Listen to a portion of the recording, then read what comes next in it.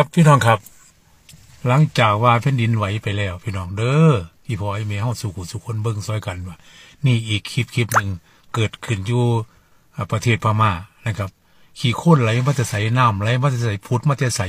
พี่น้องครับอันนี้ปรากฏการณ์ที่พี่น้องบ่เคยเห็นมาแต่ก่อน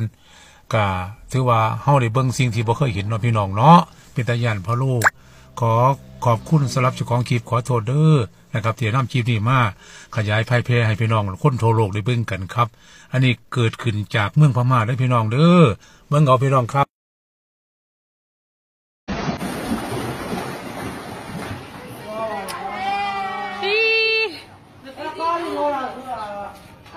အေးပါကွာ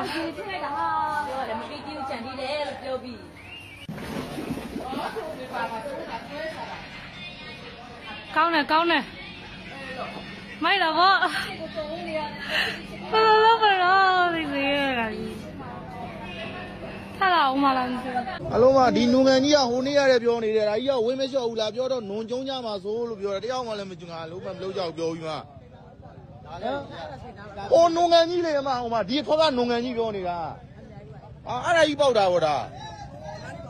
အလုံးမဒီနုံငံကြီးကဟိုနေ့ရတယ်ပြောနေတယ်ဒါကြီးကဝင်းမလျှော့ဘူးလားပြောတော့နုံကျုံကြမှာဆိုလို့ပြောတယ်တယောက်မှလည်းမကြငါလုံးမလုပ်ကြဘူးပြောပြီးမှ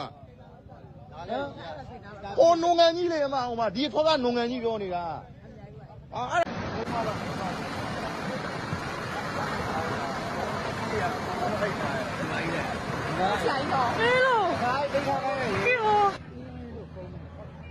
အားလုံးမတူတဲ့ကြောက်တွေတောင်ရှာလို့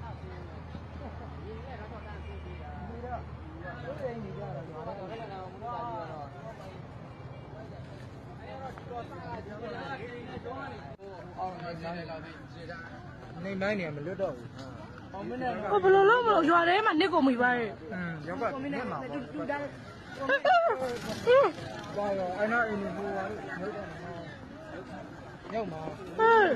ဟိုချောင်းဖို့တာကောင်းပြောပါငါဆိုင်တော့မရှိတော့ပါဘူးနော်